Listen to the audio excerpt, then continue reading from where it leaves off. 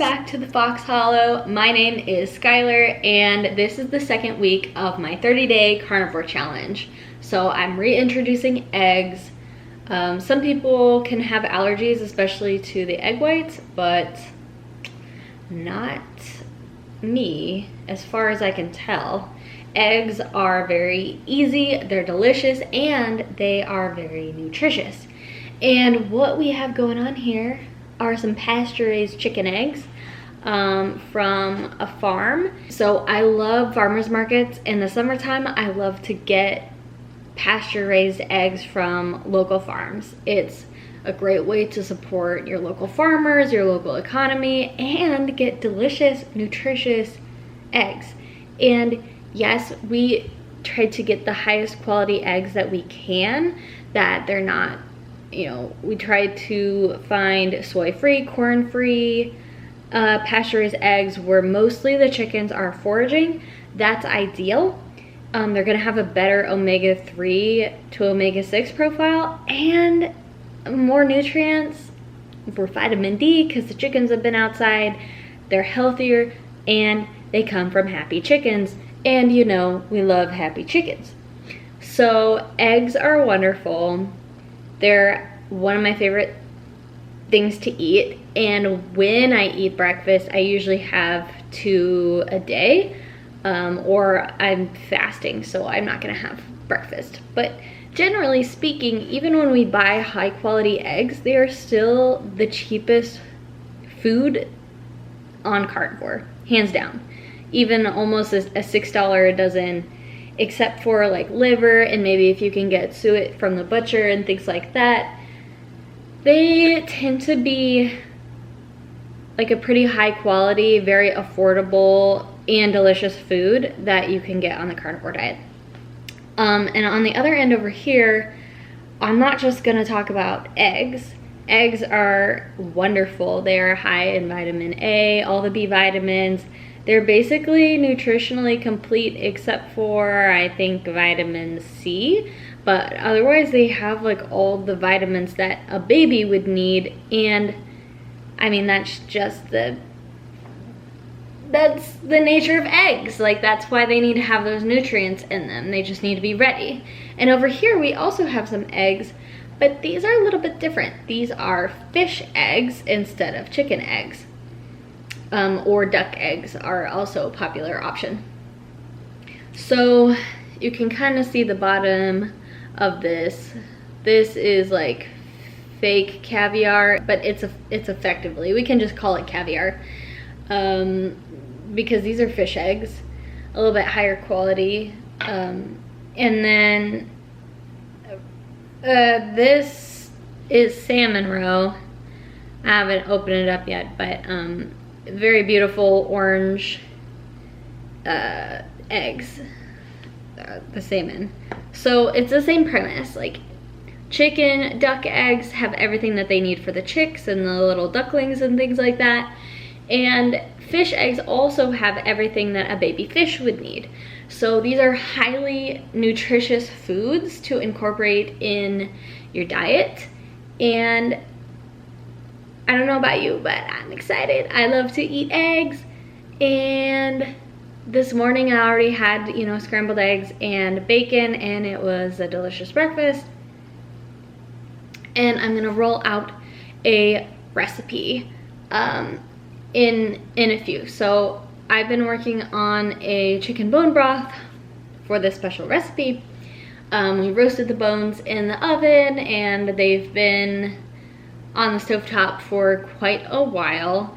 It's been a long process trying to make the broth, and you know, you can make it for longer. Some bones, if you have thick enough bones, if you have chicken feet, stuff like that, you could keep the bone broth on the stovetop for a day or two. 24, 48 hours is typical to get all those, the flavor and the nutrition from the bones.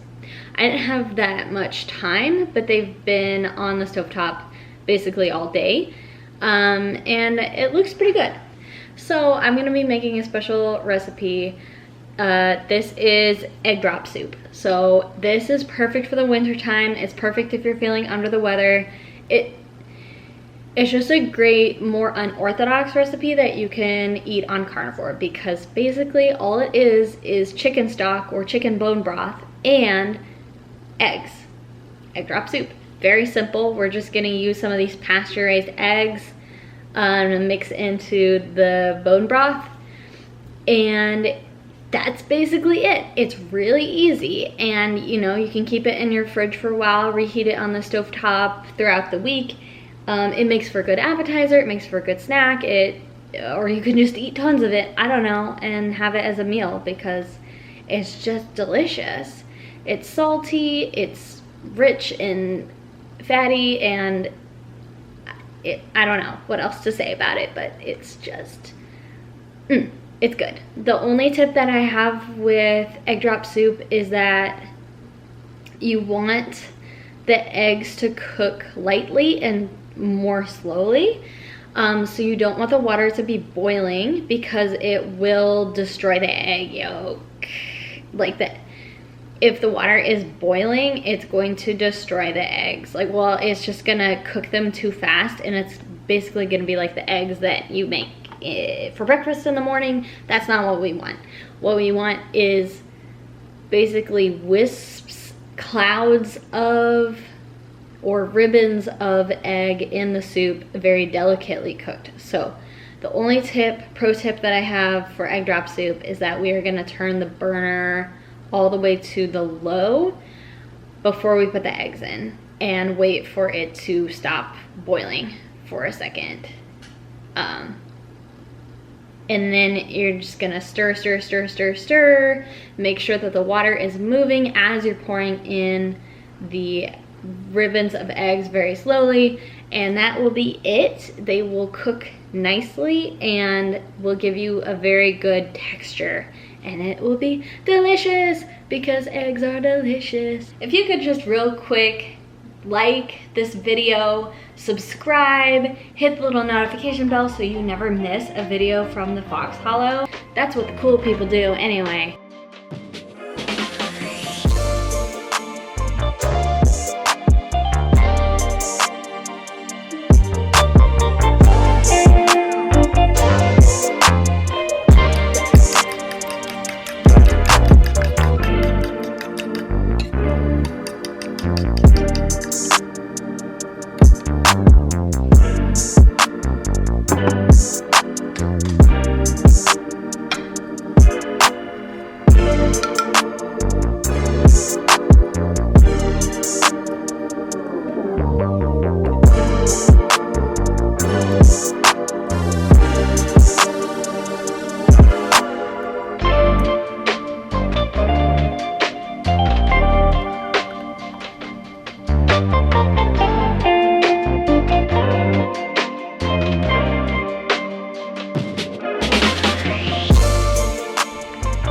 There you have it, homemade egg drop soup.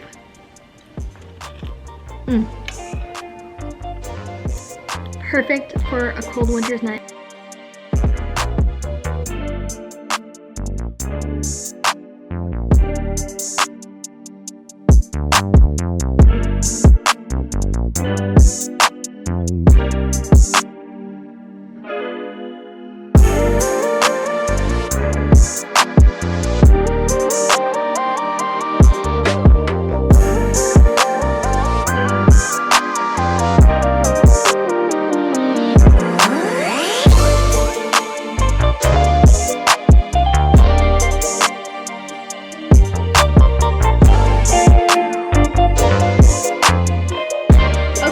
So I've cooked up some lamb liver, and I've never eaten lamb liver before, nor have I had any kind of major liver before. I did have chicken liver pate once, which was actually pretty good, but I've never eaten lamb liver, and I had no idea how to prepare it. I just seared it in butter, and I'm a little nervous, but okay, let's give it a go.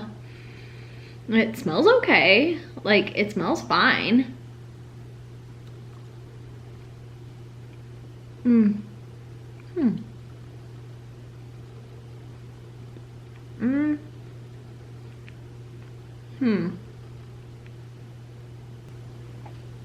Okay. So my my initial impression tasting it was the butter, and that was good, like the sear. And then I tasted kind of the liver.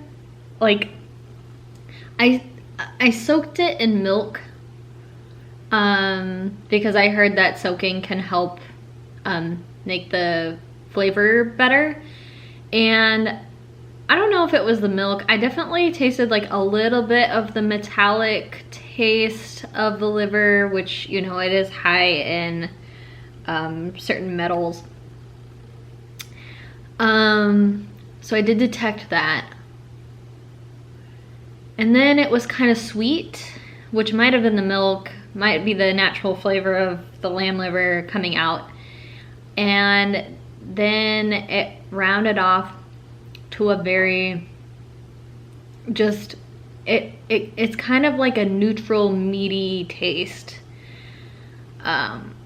So, you know, it's not like, oh my god, this is amazing, I love it, but it's also not like, wow, this is disgusting and I hate it. It's actually very similar to eating some kind of meat, you know, except it just has a different flavor. The texture is definitely something different. It's kind of smooth, but it's not bad. It's really not. I just wanted to check in after eating. I didn't mean to eat all of the liver or most of it. I was just gonna eat like half the plate and like eat something else.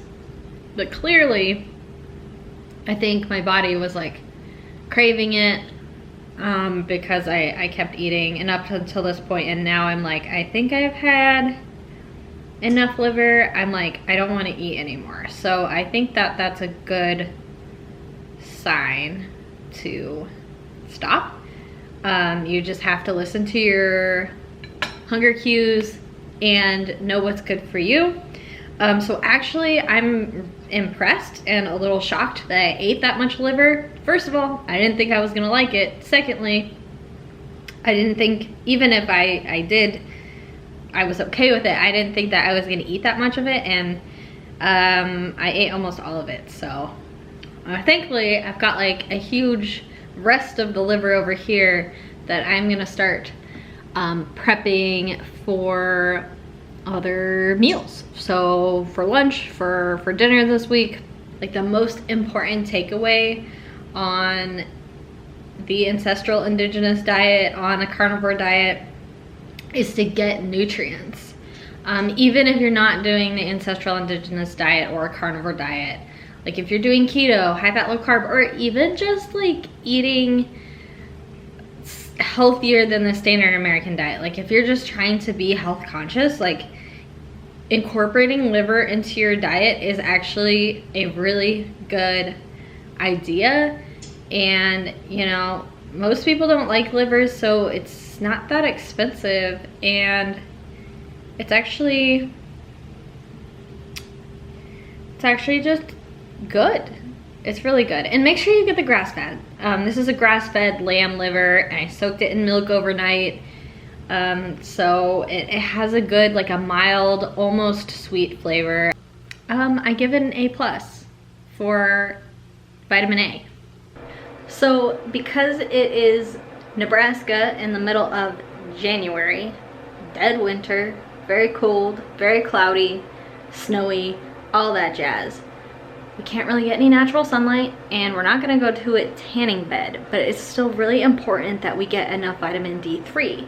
Now, we can do this in some ways through food, but not very much. So you can get some vitamin D3 through fatty wild-caught fish, as well as pasture-raised eggs, and maybe a little bit from like other meat products, but it's not really enough. So we have to supplement.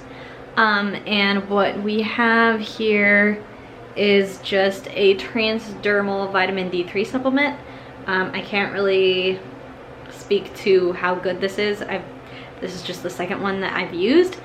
I guess it's okay. It kind of has a weird smell, but you know, what are you gonna do?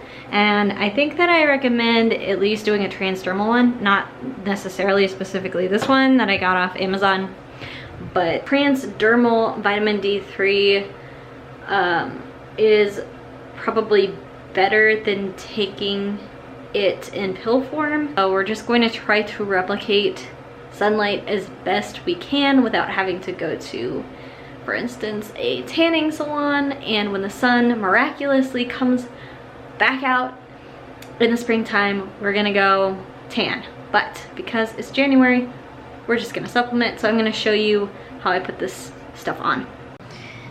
Basically, you're gonna put it on the fatty parts of your body. As you may have noticed, I have lost a little bit of weight. Maybe it's not actually that noticeable. It's more noticeable in my face, but not so much. Trimmed down a little bit here, but I did lose weight even from the last video. This is awesome, like carnivore diet for the win, coming in clutch. So anyway, what we're gonna do is we're gonna spread this on the fatty parts of our body. So I'm just gonna rub it on my tummy. Depending on how many squirts you do, each squirt is a 1000 IU dose. So if I do more, you can put it on like your arms, other areas of your body. Don't put it on sensitive skin. I did that once. I made the mistake of putting it on my legs where my skin is particularly sensitive, and it burned and I had to wash it off. So that was not good. Don't do that. But on my tummy is fine. I usually do my tummy and my back, do a couple squirts, and it's all good. So the other thing to note is that you more want to concentrate this at the beginning and middle part of the day and not so much in the evening. So it's entering evening time now, so I'm just gonna do one squirt.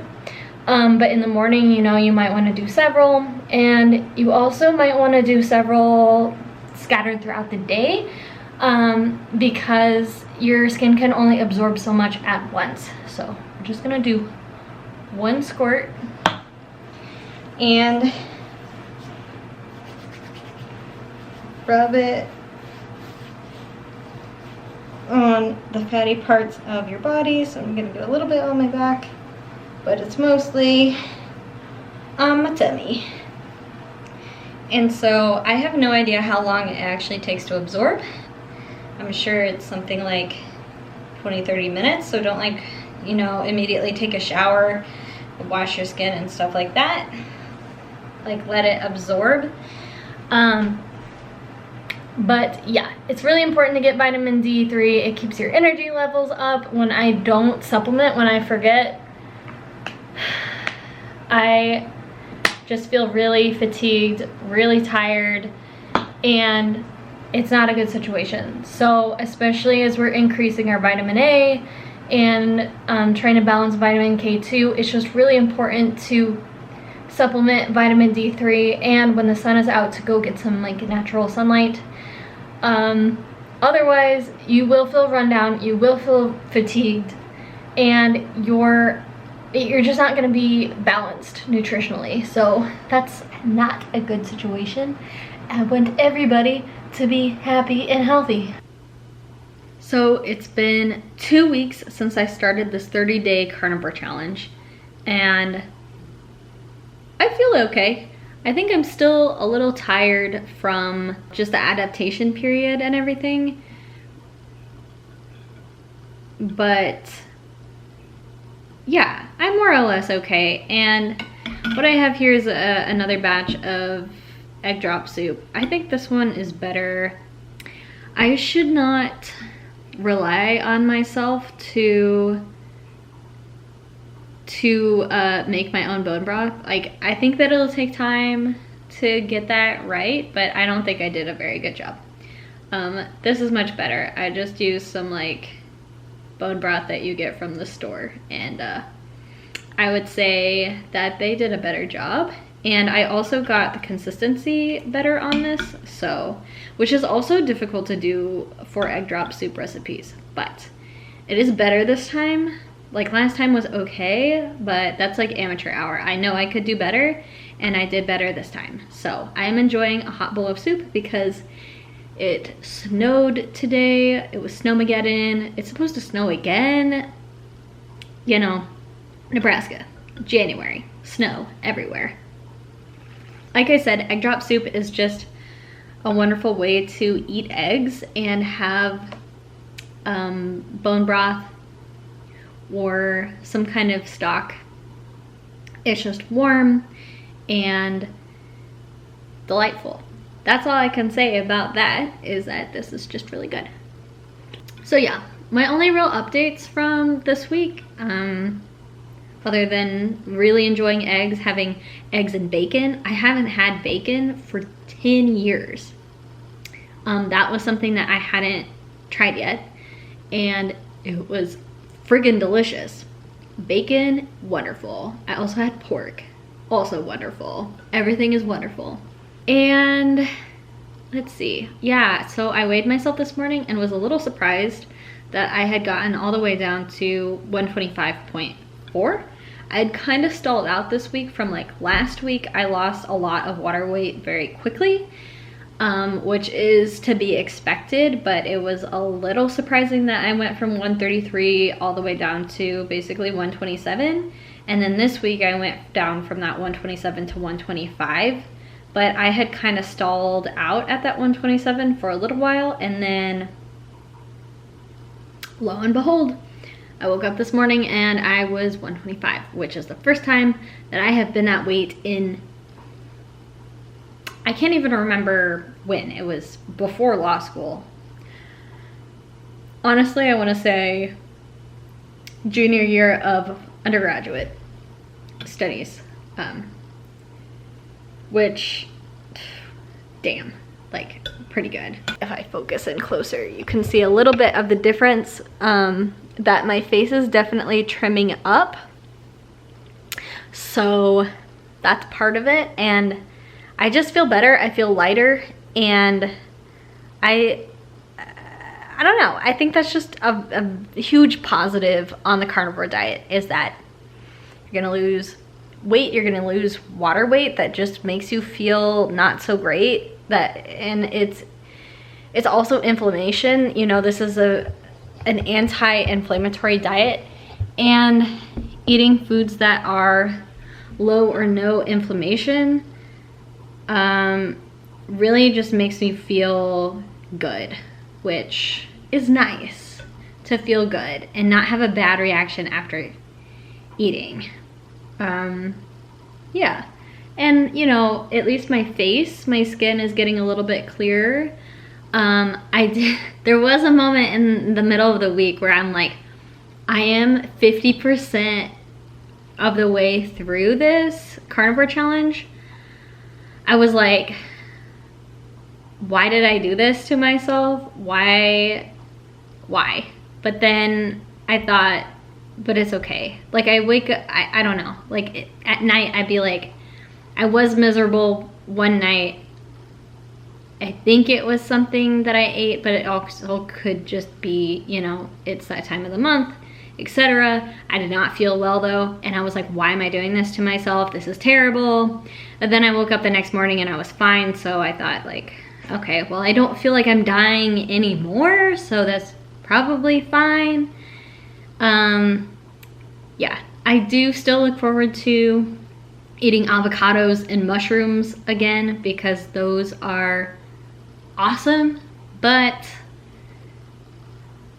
I don't crave them though. I just want to eat them, you know? Does that make sense? You're not like, oh, I have to have this, I'm craving it, but I'm just like, it would be nice if I could eat something other than meat. But when I'm just eating the meat, I'm like, this is delicious and it's fine. So I guess that's where I'm at right now, and that's a good place to be, right? Just as a reminder, please smash that like button if you haven't already, and subscribe to the Fox Hollow, push that notification bell, ring that bell so that you never miss another video from the Fox Hollow. And with that, I suppose I will see you all next week for the third installment of my 30-day carnivore challenge.